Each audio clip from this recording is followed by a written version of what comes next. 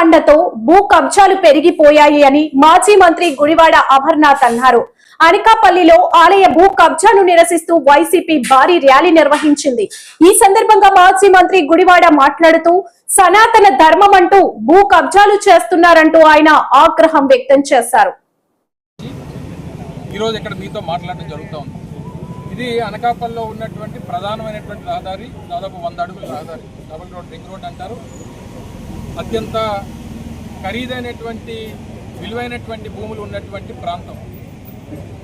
ఎకరా 11 సెంట్లు అంటే దాదాపు 5,600 గజాలు, 5,500 నుంచి 5,600 గజాలు, దాదాపు 100 కోట్ల పైచిలకు విలువ చేసేటువంటి భూమి ఇది.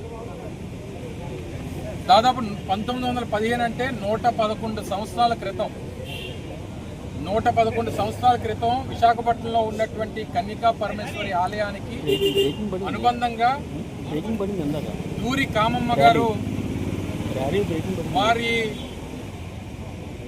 డొనేషన్ ద్వారా ఇక్కడ బ్రాహ్మణ భోజనశాల నిర్మాణం చేయాలని చెప్పి ఉద్దేశంతో 2 ఎకరాల 49 సెంట్లని దానం చేశారు.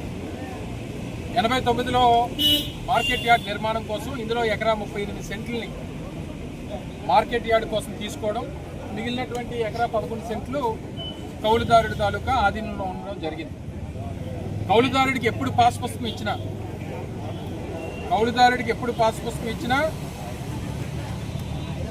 దూరి కామమ్మ చౌట్రీ దేవాదాయ శాఖ ఆధీనం, కాన్రేగల సూరప్పారావు కౌలుదారుడు అని చెప్పి దాన రుణ విక్రయ అధికారాలు లేవు అని చెప్పి ఇచ్చినటువంటి పాస్ పుస్తకం. చాలా క్లియర్గా దాని మీద రెవెన్యూ అధికారులు ఇచ్చినటువంటి దూరి కామమ్మ చౌట్రీ దేవాదాయ శాఖ ఆధీనం, కౌలుదారుడు కాన్రేగల అప్పారావు అంటే పైన దాన రుణ విక్రయ అధికారాలు లేవని చెప్పించినటువంటి ఇది దూరి కామమ్మ గారు. ఇది 483/1915 చేస్తున్నారు. ఇటువంటి వారందరూ ఉంటే ఇక దేవస్థానం భూములకి, దేవాలయాలకి ఏం పవిత్రత ఉంటుంది? మీరు చేసినటువంటి లడ్డూ మీద మీరు చేసినటువంటి పాపాన్నే ఈరోజు మీకు మీ తలకు చుట్టుకుంది కర్మ. అందుకనే అనేక సందర్భాల్లో చెప్పాం, ప్రతి ఒక్కడికి కర్మ అనేటువంటిది ఉంటుంది. దేవుడితో ఎవరు పెట్టుకున్నా సరే ఆ కర్మ మిమ్మల్ని కాటేస్తుంది అనేటువంటి దానికి ఈరోజు జరుగుతున్నటువంటి అన్నీ కూడా ఒక ఉదాహరణ. రోజు అనకాపల్లిలో కూడా ఇంత పెద్ద ఎత్తున ఇన్ని 100 కోట్ల రూపాయలు విలువైనటువంటి భూమిని ఈరోజు మీరు కాజేసేటువంటి కార్యక్రమం చేసి ఈరోజు దీనికి ఎవరు సమాధానం చెప్తారు? ఇందాక మా పెద్దలు ముత్యాలనాయుడు గారు, ధర్మశ్రీ గారు వారు మాట్లాడి చెప్పారు, తక్షణమే యాక్షన్ తీసుకోవాలి. ఎవరు మీరు తీసుకుంటారు? అందుకనే దీని మీద సిబిఐ ఎంక్వైరీ డిమాండ్ చేసింది వైఎస్ఆర్ కాంగ్రెస్ పార్టీ.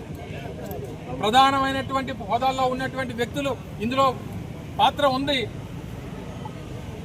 లేనప్పుడు ఎందుకు స్పందించట్లేదు అనేటువంటిది వైఎస్ఆర్ కాంగ్రెస్ పార్టీ డిమాండ్ చేస్తుంది. ఎండోమెంట్ డిపార్ట్మెంట్ స్పందించదు, తప్పు చేసినటువంటి రెవెన్యూ డిపార్ట్మెంట్ తప్పుని సరిదిద్దుకోదు,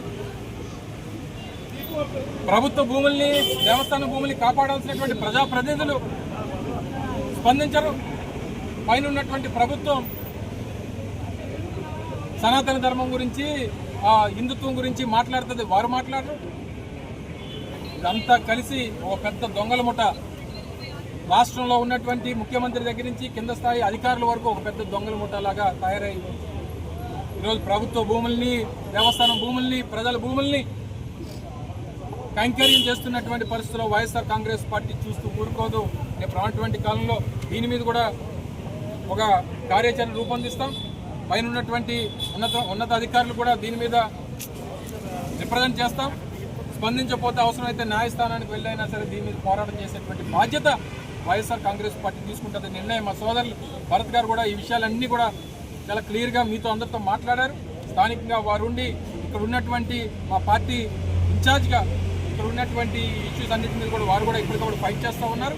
తప్పకుండా వారందరం కలిసి రేపు రానటువంటి కాలంలో జిల్లా నాయకత్వం అంతా కూడా ఇక్కడ ఒక్క దగ్గర కాదు, ఎక్కడ జరిగినా సరే జిల్లా నాయకత్వం అంతా కలిసి ఈ ప్రాంతంలో భూముల్ని కాపాడాల్సినటువంటి బాధ్యత ప్రతిపక్షంగా వైఎస్ఆర్ కాంగ్రెస్ పార్టీ మీద జగన్మోహన్ రెడ్డి గారి నాయకత్వంలో ఇవన్నీ చేస్తూనే ఉంటామనేటువంటి విషయాన్ని మరొకసారి ఈ సందర్భంగా తెలియజేస్తూ ఆర్డీఓ గారు ఇచ్చినటువంటి కాపీని కూడా మీ అందరికీ సర్క్యులేట్ చేస్తాం.